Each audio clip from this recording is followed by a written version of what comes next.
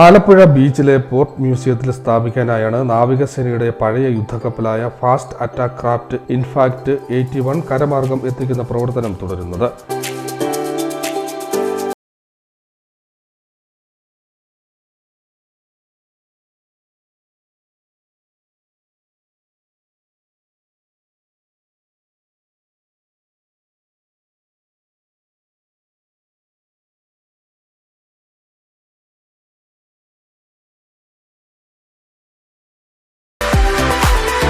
തണ്ണീർമുക്കത്ത് നിന്ന് ശനിയാഴ്ച രാവിലെ മൾട്ടി ആക്സിൽ പുള്ളർ വാഹനത്തിൽ റോഡിലൂടെ പുറപ്പെട്ട ആദ്യ യാത്ര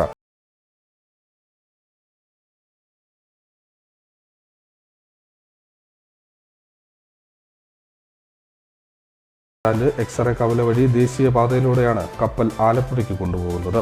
ഇത് ആലപ്പുഴ ബീച്ചിൽ നമ്മളെ പോർട്ട് മ്യൂസിയത്തിൻ്റെ കടപ്പുറത്തിൻ്റെ ഫ്രണ്ടിലായിട്ട് ഇതിനെ ബീച്ച് ചെയ്യാനാണ് ഉദ്ദേശിക്കുന്നത്.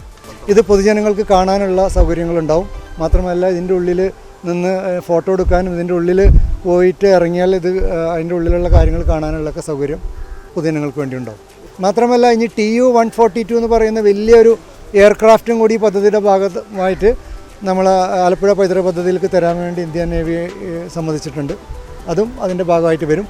മാത്രമല്ല ഇപ്പോൾ ഉള്ള കടൽപ്പാലത്തിൻ്റെ പാരലായിട്ടുള്ളൊരു 300 മീറ്ററിലൊരു 20 കോടി രൂപ ചെലവഴിച്ചുകൊണ്ട് പുതിയൊരു കടൽപ്പാലം കൂടി നിർമ്മിക്കാനുള്ള ടെൻഡർ നടപടികൾ മുന്നോട്ട് പോയിട്ടുണ്ട്.